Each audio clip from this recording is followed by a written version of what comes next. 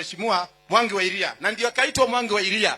Wanataka kutumalizia maziwa vile walimalizia nini mheshimiwa Kioni, vile walimaliza kahawa. Na niseme hivi, na mheshimiwa Kioni amekuwa akisema maneno haya, wanashika neno.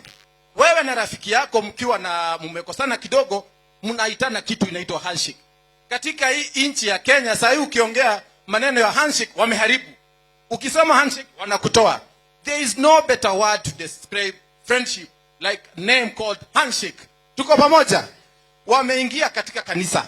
Kanisa ilikuwa sisi tunapotelea kwa kanisa tukikosea, tukiwa Sunday school. Saa hii hakuna mtu anataka kwenda kanisa. Sababu wameingia huko wamevuruga. Na nilisikia senator wa Nairobi akisema wanataka kuingia katika msikiti. Hatutaitikia. Nataka kusema nini?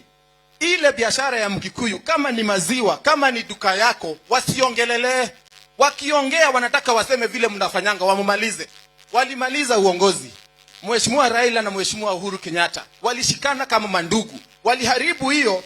Saa hii sisi tulipatia Mheshimiwa Uhuru Kenyatta kura tukimpenda, walifanya tukawachukia. Kwa nini wanakuja wanaingilia ile sehemu yetu na ni ya 30 na sisi tumeishi kama mandugu? Nirudi nyuma kidogo nikiongea maneno ya maziwa na biashara. Mukikuyu wa mahali inaitwa Murang'a. Kana muge ko wa Murang'a.